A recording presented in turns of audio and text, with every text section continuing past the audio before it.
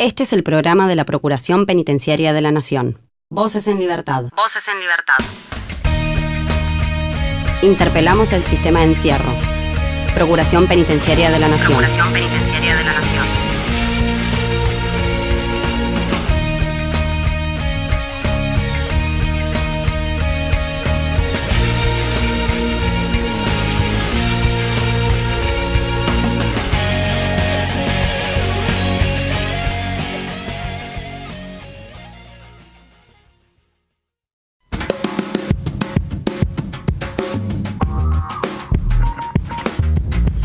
Con el auspicio del licenciado Ezequiel Valverde, hoy vamos a presentar una delegación internacional en nuestro estudio. Marita Schmidt, de la Procuración. El licenciado Ezequiel Valverde es asesor de la Dirección de Cooperación de Asuntos Internacionales de la Procuración Penitenciaria de la Nación. Y tenemos el gusto de darles la bienvenida a los integrantes de la delegación uruguaya. Graciela Riepov. ¿Bien pronunciado eso? Perfectamente. Porque es... ¿de qué origen? Es alemán. Alemán. Pero por lo general se suele pronunciar aspirada la H. En mi familia lo hemos pronunciado así y bueno, Riepov. no lo vamos a contrariar. No, de ningún modo. No nos vamos a quitar. Santiago Sosa y Mariana Iglesias. Ustedes forman parte de...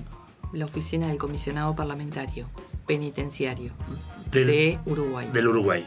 Y están acá participando en una serie de actividades que tuvieron lugar el lunes, ¿no? ¿Fue ese? Sí, es toda la semana. ¿Toda la semana? Sí, es toda la semana. Es por un proyecto de cooperación técnica internacional que tenemos firmado entre la Procuración Penitenciaria de la Nación y el Comisionado Parlamentario Penitenciario de Uruguay, con el auspicio de ambas cancillerías, digamos, de ambas agencias de cooperación internacional, tanto la de Uruguay como la de Argentina. ¿Y qué está transcurriendo en esta semana? ¿Qué están haciendo? En esta semana hicimos talleres teórico-prácticos de distintas temáticas y ayer hicimos una visita a un centro penitenciario y bueno, más o menos es eso, consistió en talleres, en algunos teóricos y otros también elaborando la preparación de la visita. Cuando dicen temáticas, ¿a qué se refieren y qué podemos mencionar? A ver, como ejemplo. Bueno, varios temas en realidad. Vimos, por ejemplo, el tema de los desarrollos que tiene la Procuración en varios temas que a nosotros también nos interesan, como son, por ejemplo, el seguimiento de las muertes en prisión, el trabajo que hace el observatorio con datos estadísticos del sistema federal de acá, y cómo trabajan los temas, qué instrumentos utilizan, qué herramientas. Y bueno, otros temas también, género, el trabajo de poblaciones sobrevulneradas. A propósito, ustedes son asesores del comisionado parlamentario en cuestiones penitenciarias. Sí, ahí ¿no? Este esquema de cooperación mutua entre la Argentina y el Uruguay, o el Uruguay y la Argentina, para decirlo como corresponde, ya que ustedes son los visitantes en este caso. Ya va por el tercer año, tengo entendido, ¿no? Sí, este es el tercer año que hay un intercambio, pero en el marco de este proyecto, que es del FOAR, digamos, que es Fondo Argentino de Cooperación Sur-Sur, es el segundo año. Y esta es la cuarta etapa, es decir, que es el cuarto viaje de intercambio que hay en esta transferencia de capacidades mutuas. Entonces, en esta oportunidad nosotros recibimos a los asesores del comisionado parlamentario uruguayo, pero en otras etapas anteriores hemos ido asesores de la Procuración a las oficinas del comisionado parlamentario. Recuerdo cuando anunciaron ustedes la puesta en marcha de este mecanismo de cooperación mutua, que el Uruguay tenía cosas de punta en materia de tratamiento de los presos. Sí. ¿No? Y en otros casos había también mucho retraso, iba muy a la saga. Había una enorme disparidad entre una cárcel y otras, ¿no? Sí, fue un poco la impresión que trajimos quizás con Punta Rieles, que es lo que decía, que para nosotros nos pareció una experiencia única. Sí, es bastante única. Tuvimos al director nosotros acá. Sí. Luis Parodi. Sí. Punta de Rieles, hay que aclarar que ahora hay otra cárcel de Punta de Rieles que es la número 1, que es la primera cárcel de participación público-privada en Uruguay. Y bueno, se llaman igual, se diferencian por el número. La vieja Punta de Rieles es la número 6 y esta nueva es la 1, que comenzó a funcionar en enero. Y bueno, son experiencias bien distintas, ¿no? Y bueno, como decía Ezequiel, hay experiencias muy buenas, muy innovadoras. Punta de Rieles vieja, digamos, la número 6, se sale bastante de los esquemas tradicionales de una cárcel. Se busca recrear lo que es, en la escala pequeña, un pueblo, entre comillas. Y bueno, y después hay otros lugares del sistema que están bastante mal. Sí, eso nos pareció. Cuando ustedes visitan las cárceles en Uruguay. Sí, visitamos. Cuando ustedes visitan las cárceles, ¿tienen oposición del equivalente de nuestro servicio penitenciario? Oposición no tenemos. En general hay apertura, pero a veces hay dificultades, digamos, en brindarnos algún material, algún dato. Depende de cada cárcel, depende del momento también, del momento en que estemos. A veces las relaciones son un poco más tensas y a veces son más fluidas. En general son fluidas, pero hay momentos. Y a lo largo de todo el trayecto de la institución comisionado, ha habido también diferentes etapas, según quién ha sido ministro del Interior en el momento, qué sé yo. Por diferentes razones hay como siempre alguna tensión. En general la hemos sobrellevado bien, pero no estamos ajenos a las tensiones. Digo, porque acá costó al principio el tema de obtener el reconocimiento de la Procuración Penitenciaria. Allá también costó. O sea, el ser reconocido, que la institución se conozca lo que hace, se reconozca como algo valioso, también costó mucho. Y bueno, es un proceso que lleva tiempo. O sea, nosotros llevamos desde 2005, es esta institución que está creada, y bueno, se ha ido conquistando diferentes cosas. ¿Y las asimetrías tienen que ver con la distancia de Montevideo? ¿Tienen que ver con cuestiones de género? No. Las asimetrías dentro del sistema de Sí. No, tiene que ver con varios factores. En realidad, por ejemplo, en las cárceles más grandes, que superan las 1000 personas, hay cárceles, dos cárceles que tienen más de 1000 personas, ¿no? Libertad y Canelones. Y después Concar, que tiene 3500 personas. La unidad 4 es la más grande del área metropolitana y del país. Entonces, bueno, eso hace que ya esa característica particular tenga sus complejidades en sí misma la cárcel, y la diferencia de otras cárceles del interior, por ejemplo, que son más pequeñas, entonces el manejo es distinto, el acceso a las distintas actividades también puede ser distinto. Sí, no.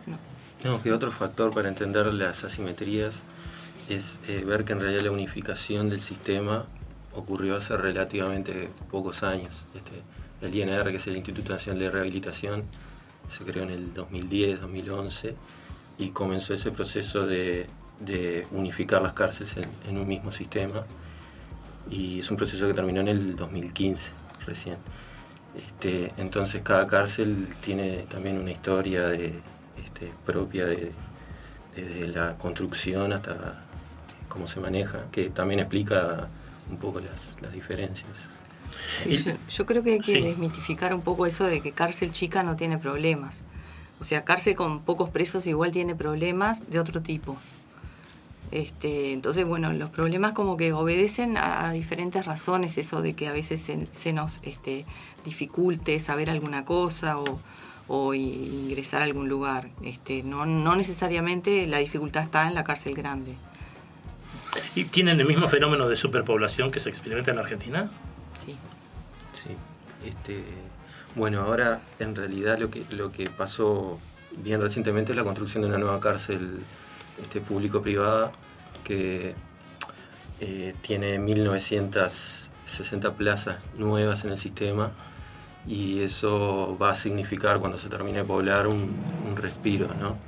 Pero en realidad veníamos con un problema histórico de hacinamiento, y además el otro tema que hay es que al día de hoy continúan hacinamientos en focos, o sea, focos de hacinamiento en algunos lugares del sistema, que si uno mira el promedio general, capaz que no se visualiza, pero observando al interior de algunas cárceles, puede verse que hay problemas de hacinamiento bastante duros.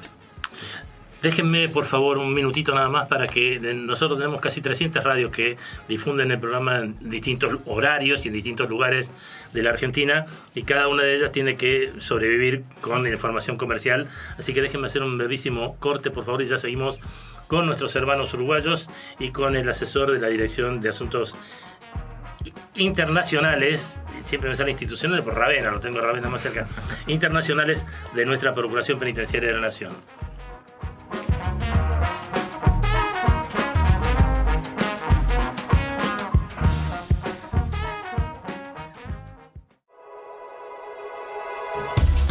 Procuración Penitenciaria de la Nación. Procuración Penitenciaria de la Nación. En defensa de los derechos humanos de las personas privadas de la libertad.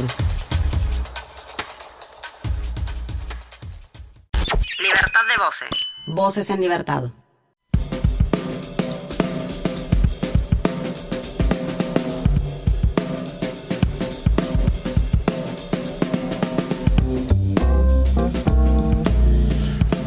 Seguimos con este placentero diálogo con las hermanas uruguayas Graciela Riepov, germano uruguaya, Mariana Iglesias y Santiago Sosa, asesores del comisionado parlamentario a cargo de la cuestión del seguimiento de las cárceles, ¿no?, del sistema penitenciario en la República Oriental del Uruguay, todo con el auspicio de Ezequiel Valverdi, el licenciado Ezequiel Valverdi, asesor de la Dirección de Cooperación de Asuntos Internacionales de la Procuración Penitenciaria de la Nación.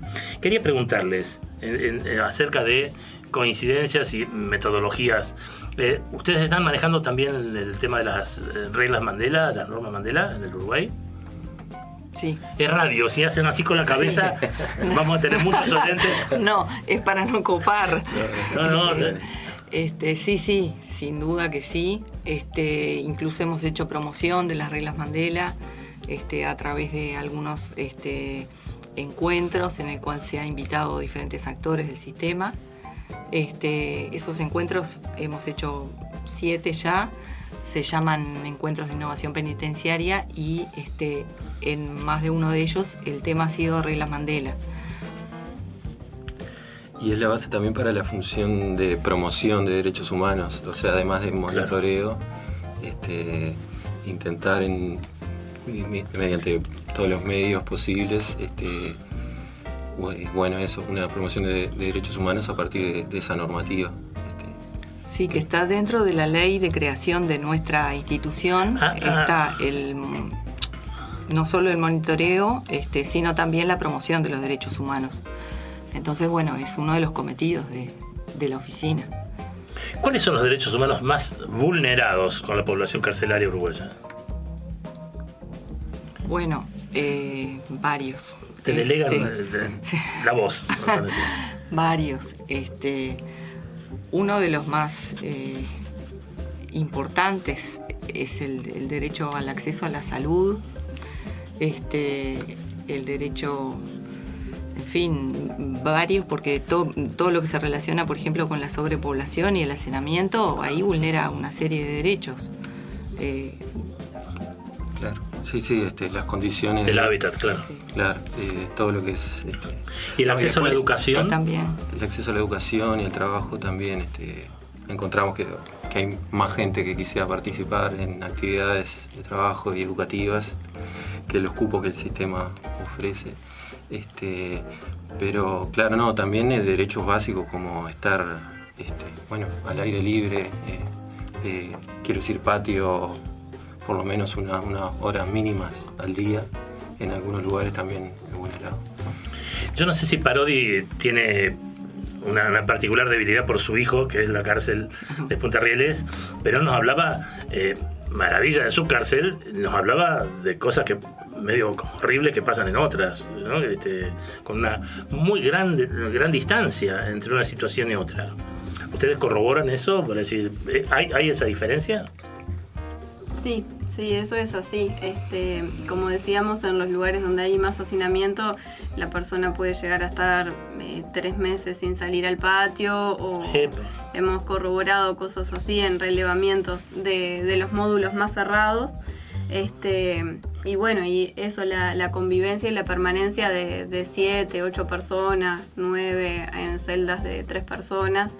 Entonces, bueno, sí, cosas que realmente contradicen mucho otras realidades de cárceles en donde la permanencia en la celda es menor en el día y bueno, y la posibilidad de acceder a ya sea actividades educativas, laborales o lo que sea, existe. Y también asimismo, por ejemplo, el tema de la atención en salud, que también es algo como que se reciben mucho más demandas de las cárceles más grandes, que de repente de Punta de Rieles, que es el mismo sistema de salud, pero tal vez como que las problemáticas y a veces se da el acceso a la salud, o sea, la persona llega a atenderse en la policlínica, pero las respuestas no son suficientes o las coordinaciones no logran hacerse también por las mismas problemáticas de la pocos funcionarios que hay, de los móviles disponibles, de que no haya un incidente en la cárcel que lo imposibilite. Entonces, como para lograr una adecuada atención en salud se dan muchos elementos que lo dificultan. Entonces, y con respecto a lo que ahora se da en llamar colectivos de personas más vulnerables, lésbico, gay, bisexual, transexual, etcétera, ¿qué pasa en las cárceles uruguayas? Nosotros desde el argentino tenemos al Uruguay como un país mucho más tolerante y abierto de lo que fuimos siempre nosotros, pero quiero saber dentro de las cárceles que es distinto el panorama. Lo que pasa que una cosa es lo que es la normativa, lo legal, y otra cosa es la realidad. Entonces quizá estamos bastante avanzados en lo que es leyes, pero después que eso llegue a la realidad cuesta mucho más, y más adentro de la cárcel. No sé, creo que esos colectivos están también pasando no solo esas vulneración de derechos que tiene el resto, sino que otras, por ejemplo, que a veces se les dificulta el acceso al trabajo o el acceso al estudio, porque bueno, justamente están en pabellones separados. Y bueno, creo que tampoco están ajenos a la discriminación, en cierto sentido. Volviendo a lo de los derechos vulnerados, otro de los derechos que también comprobamos fue el del acceso a la alimentación adecuada, y bueno, se hicieron presentaciones en la justicia por personas que estaban con desnutrición. ¿Y eso se vincula con corrupción o se vincula con un mal presupuesto asignado por las autoridades políticas? Se vincula con un montón de factores y de la violencia que existe adentro, por ejemplo, de internos a los cuales no les llegaba la comida por presiones de otros compañeros, que bueno, de alguna forma los tenían sometidos. En algunos casos, por ejemplo en la cárcel de Las Rosas, que también había una sobrepoblación muy importante, especialmente en los meses de verano. Las Rosas está en Maldonado, entonces en verano crece la población carcelaria y el presupuesto se mantenía igual. Lo que mandaba el INR de presupuesto para alimentación era lo mismo y la población crecía. Entonces ahí lo que se llaman los rancheros, que son los que reparten la comida, nos decían: bueno, llego al final del pasillo y me quedo sin comida. Entonces la próxima vez reparto del otro lado, pero no alcanza. Y eso hace que de repente permitan el ingreso de determinadas cosas que antes podían estar prohibidas. Pero bueno, sin duda que se genera ahí como una trama que puede llegar a haber corrupción también. Sí, en el tema de la comida es algo que realmente no hemos tenido el alcance de poder analizar realmente la cantidad de alimentos que ingresan, si eso llega efectivamente a donde tiene que llegar. En realidad podemos creer que existen distintos factores que influyan en esas dificultades para acceso a la comida, pero bueno, también la calidad de la comida suele ser bastante mala, sobre todo en las cárceles más grandes, y con mucha cantidad de grasa con poco valor nutritivo real, y bueno, que eso también trae dificultades a la salud. Entonces hay mucha gente también que se encuentra medicada por esos temas. Entonces bueno, el tema de la comida es algo que sí afecta, y bueno, como decía Graciela, el año pasado llegó una denuncia sobre esas situaciones de desnutrición que efectivamente se corroboraron, y que se presentó ante la justicia un recurso para que sean atendidos de forma inmediata a estas situaciones. Tengo que hacer un brevísimo corte, ya volvemos, pero quisiera que después me desarrollen qué es esto de FOAR, que en definitiva es gracias a eso que ustedes están acá, tenemos el gusto de recibirlos y conversar. Muy bien. Y la otra cuestión es que tengan la certeza de que en cuanto se hagan más sistemáticas y frecuentes las visitas de ustedes a la cárcel, esto de la comida de a poco se va a ir superando. La última vez que estuvo, me acuerdo que fue Muñoz, el procurador penitenciario, de visita personalmente a la cárcel con un equipo de la procuración, también obtuvo de los presos las quejas de siempre, etcétera, y fue a revisar una de las heladeras del servicio penitenciario, todos lomos. O sea, para ellos el mejor corte, y los presos pasándola mal, pasándolo con hambre y comiendo una porquería en mal estado incluso. La cuestión de la corrupción pega fortísimo en eso, ¿no? Ya seguimos con Mariana, con Santiago, con Graciela y con Ezequiel, el nombre del apellido ilustre para los institutenses.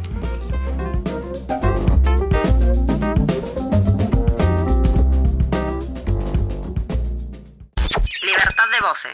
Voces en libertad.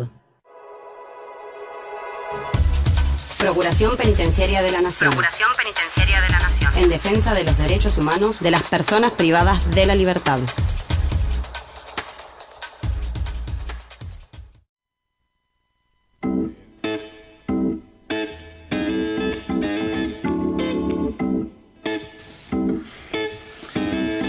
Seguimos con esta placentera conversación con nuestros hermanos del otro lado del río, Graciela Riepov, no vayan a pronunciar mal, Mariana Iglesias, Santiago Sosa, asesores del Comisionado Parlamentario Penitenciario de la República Oriental del Uruguay, con el auspicio, gracias por traerlos, los hermanos uruguayos, el auspicio del asesor de la Dirección de Asuntos Internacionales de la Procuración Penitenciaria de la Nación, el licenciado Ezequiel Valverdi.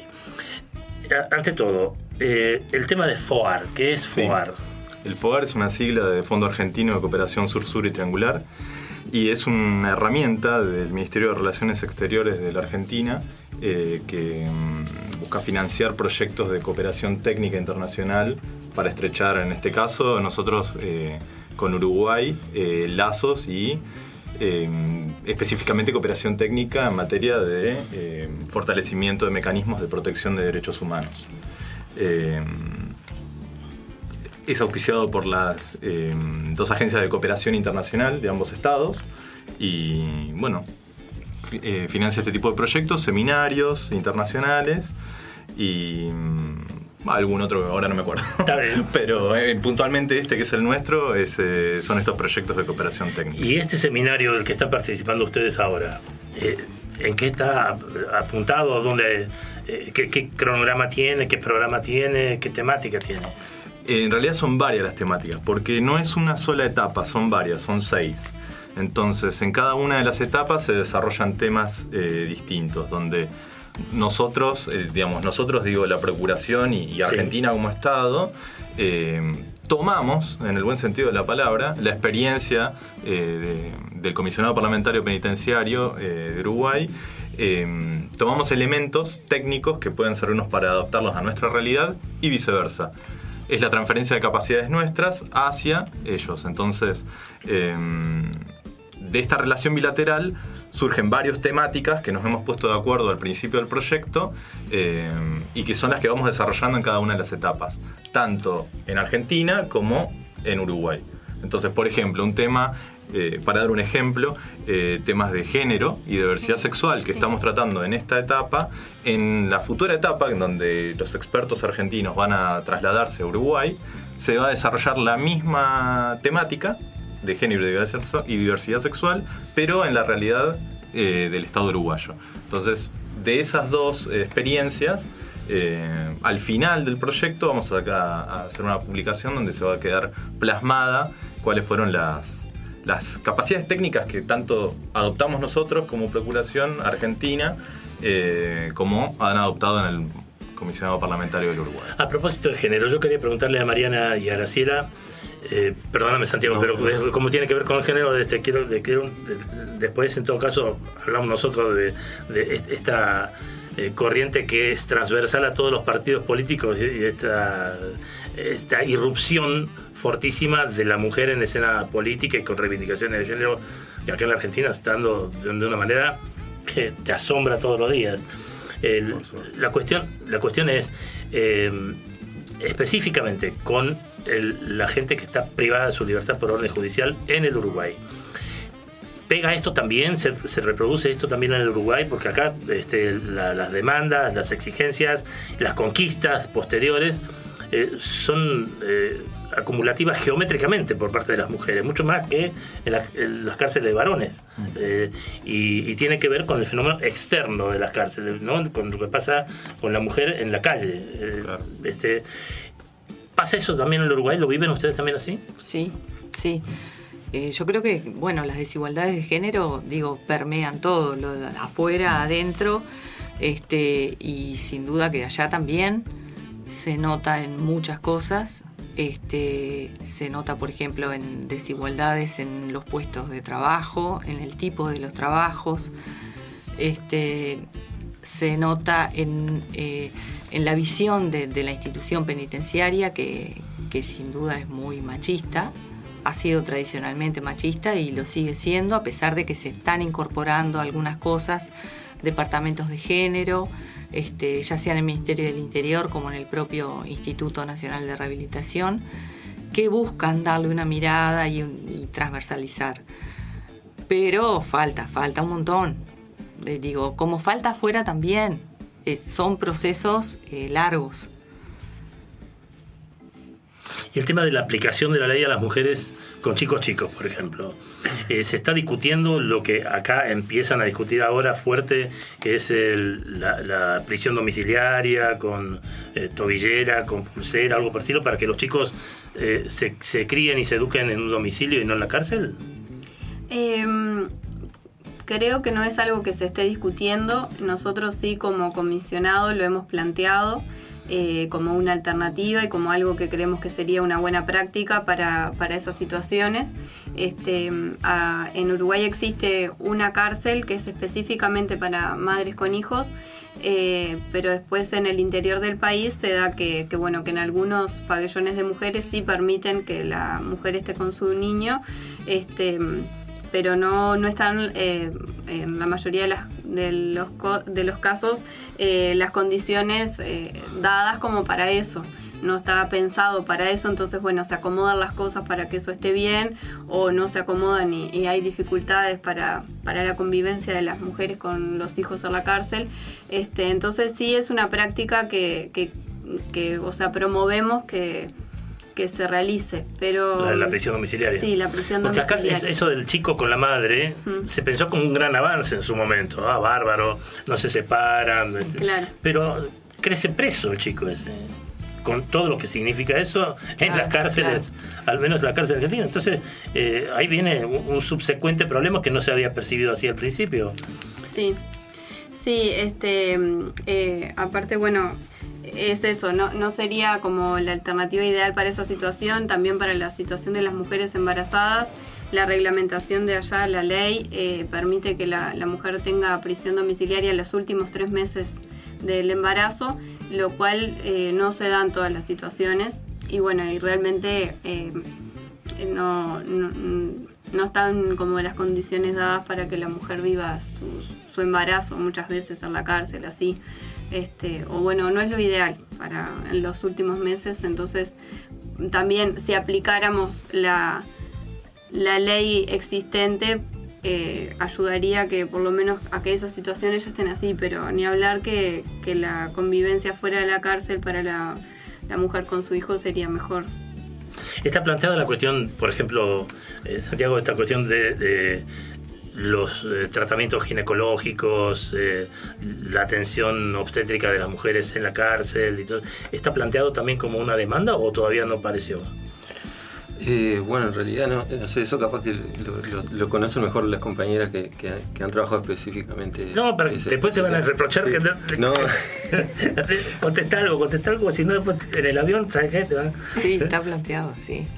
Claro que está planteado, ¿no? Sí, seguro. Sí, hay bastantes problemas en eso. Bueno, es una demanda fuerte. Pero es un poco volviendo a lo que te decía antes, como esta mirada androcentrista, digamos, que tiene el instituto. No, hay cosas que no estaban previstas desde antes. Siempre las mujeres fueron menos, antes eran mucho menos. Entonces pensar en este tipo de cosas quedaba siempre relegado. Había otras urgencias. Y este tipo de temas, bueno, hay que lo fueron conquistando las mujeres con sus reclamos, creo yo, y bueno, fueron logrando. Pero que entonces existen esos reclamos. Existen, sin duda. La váliga, Santiago. Perdiste la oportunidad, te la serví en bandeja. Ustedes saben que nosotros tratamos de amortiguar un poquitito el impacto de tanta palabra y un tema tan denso como este que nos convoca con algún tema musical por programa. En homenaje a la visita de los uruguayos, ¿qué tema uruguayo? No me vengan con Jorge Drexler, no me vengan con que ya lo tenemos archi exprimido por Jorge Drexler. A ver, ¿qué cosa se está escuchando ahora en el Uruguay? ¿Qué recomiendan ustedes ahora como tema para que lo ponga nuestro DJ? No sé, yo pondría algo, sin nombrar a ningún autor. Yo pondría un tango que sea parecido a Cambalache, porque en realidad, o sea, las cárceles son tan dispares, tienen tanto como de lo popular, que a mí me parece que sería un tango. Santiago. Bueno, pensé hay un rapero que de una cárcel de Punta de Rieles, que mencionabas, que a partir de un proyecto cultural desarrolló un trabajo y sacó un disco, creo que el año pasado. ¿Cómo se llama? Kung Fu Ombi Jam. ¿Kung Fu? Kung Fu como... Sí, como... Y después Ombi Jam, te lo escribo. A ver. O-M-B, larga, Jam. Tengo miedo de preguntarle a Mariana. Ya vamos a dejar. Mariana, ¿vos qué sugerís? Y bueno, yo también estoy en la línea de Santiago, no me dio la... ¿El rapero tan famoso es? Pensé en una canción que creo que se llama Hoy te queremos contar, que es una canción que hicieron grupos que participan de salud mental. Bueno, ya que hablamos de algunas dificultades del servicio de salud. ¿Y está grabada? Se hicieron en las cárceles, sí. Hay un video y una canción. Bueno, salen 2 temas musicales, señor DJ, esta tarde entonces, ¿sí? Vamos a la música, ya seguimos.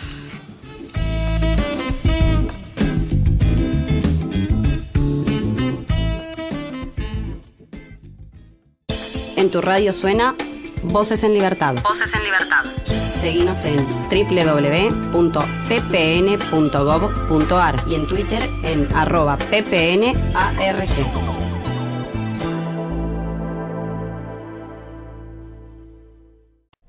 Denuncias al 0800 333 9736.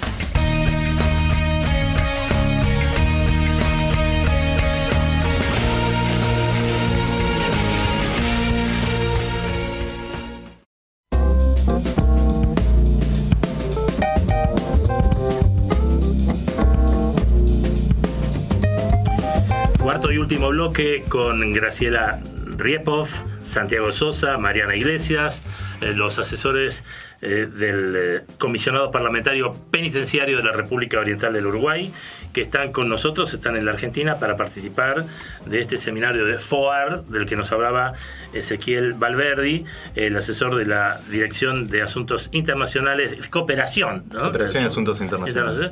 De la Procuración Penitenciaria de la Nación. Así es. Dura toda la semana, me dijeron. Sí, dura toda la semana el intercambio. Bueno, ¿están satisfechos hasta ahora con el andar del seminario? ¿Sirve? Sí, claro, sí. Claro. En varios niveles, o sea, lo podemos pensar de un punto de vista práctico, un montón de desarrollos que ha llevado adelante la Procuración, que a nosotros nos sirven de inspiración en algunos casos y en otros casos directamente tratar de imitar algunas cosas, algunas prácticas. Pero después también, por otro lado, está bueno el intercambio, poder compartir quizás muchas problemáticas similares, que bueno, capaz que en el trabajo cotidiano nos sentimos a veces un poco solos, pero bueno, está bueno también compartir con los colegas de la Procuración. ¿Ustedes, como asesores del Comisionado Parlamentario Penitenciario, van a la cárcel o trabajan desde afuera? Vamos todo el tiempo, o sea, todos los días de la semana alguien de la oficina va a una cárcel.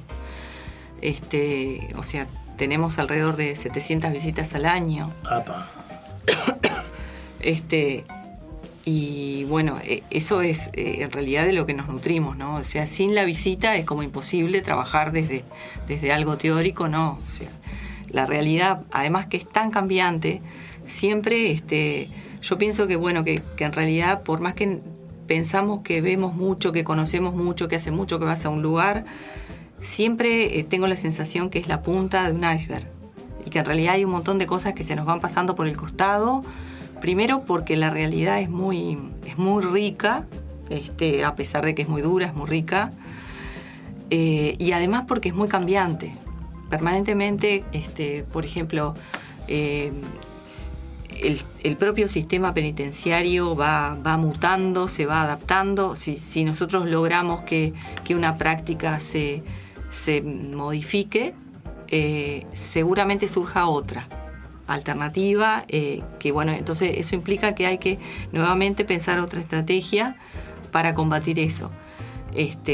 Entonces es como un desafío permanente. La sociedad uruguaya es como la Argentina, que entiende que los presos están en un depósito y que un ente gubernamental se tiene que hacer cargo de su manutención y preservar la vida, y se desentiende, o está involucrada con... Yo creo que 90% piensa que por una cuestión así como de un realismo mágico, una vez que entran a la cárcel se van a solucionar los problemas. Sí, hay algunas experiencias de la sociedad civil también que se valoran mucho. O sea, sí hay gente que trabaja voluntariamente en la cárcel en distintos tipos de actividades de educación no formal. Ahora justo en estos días va a haber un reclamo, digamos, de una organización que trabajó en la cárcel, en esta cárcel que es la más grande, haciendo un proyecto de educación, un centro cultural, El Almendro, que justamente hizo varios programas de forma voluntaria de alfabetización, de huerta, distintos talleres, y pidió el apoyo del sistema, que no lo recibió. Y siguen adelante igual, y ahora están como reivindicando un poco eso, la necesidad del apoyo para lo que ellos han aportado y se han esforzado por mantenerse. Entonces, existen experiencias así de la sociedad civil que participa y se involucra realmente, pero falta todavía un poco que nosotros también desde nuestro lugar como que intentamos que eso se profundice y siga adelante, es justamente que el sistema penitenciario pueda incorporar y pueda invitar a los actores de la sociedad civil a involucrarse cada vez más. Entonces, para eso se necesita que ellos se sientan también respaldados de alguna forma, que capaz que no están los recursos materiales, pero sí que se valore el esfuerzo que hacen en estas ocasiones de colaborar con el sistema, en definitiva. ¿Hay algún centro universitario ya funcionando en cárcel uruguaya? No. Centro universitario... Dentro de las cárceles. Al estilo del centro universitario de Voto Nuestro, por ejemplo, ¿no? No, lo que es... No, dale. No, lo que se ha dado en el último tiempo ha ido creciendo es la cantidad de personas que están dentro de la cárcel que estudian a nivel terciario, y lo que la práctica que se está dando más comúnmente es que de los centros de estudiantes de la facultad vayan a hacer a la cárcel una especie de tutoría o de acompañamiento a los estudiantes para que después puedan rendir los exámenes o cosas así. Pero todavía no se ha implementado el nivel terciario dentro de la cárcel. ¿Ibas a decir algo, Santiago? No. Una cuestión que tiene que ver con el tema lo converso con los compañeros, los amigos de acá de la Procuración. ¿Les crea algún problema en lo personal y familiar a ustedes eso de ir a la cárcel? Gente que les reclama ese mismo tiempo o le dice, che, ¿para qué perdés tiempo en eso que pareciera es un campo irredento? Bueno, en mi caso es una situación especial porque por mi función en el comisionado parlamentario soy como el único que no va sistemáticamente a las cárceles, salvo excepciones. Pero no, te entiendo a lo que apuntás igual, y incluso digamos, el comentario es temático también, digamos, por qué trabajás. Claro. Pero no, yo creo que en la mayoría de los casos las personas quieren situaciones que funcionen. Entonces vos cuando les explicás el por qué es importante promover los derechos humanos en las cárceles, y que eso repercute en la sociedad de manera beneficiosa por la seguridad mismo, y que lo que vos haces también está en función de eso, yo creo que la mayoría de las veces se entiende. Pero hay que explicarlo. Claro, que es un lenitivo en definitiva, ¿no? Que no es una pérdida de tiempo. Claro. Creo que hay un beneficio para los que están afuera, claro, circunstancialmente afuera. Exactamente. Espero que pasen un momento, una semana agradable entre nosotros. Mariana, Graciela, muchas gracias por esta visita. Gracias, Santiago. Y gracias, Ezequiel Valverde, por haber acercado a estos hermanos uruguayos y que tenga pleno éxito el seminario. Bueno, muchas gracias a ustedes. Muchísimas gracias. Al contrario, estén muy bien.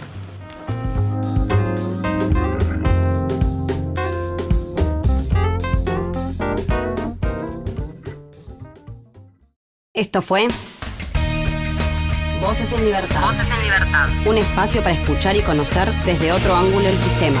Seguinos en @ppnart y www.ppn.gov.ar.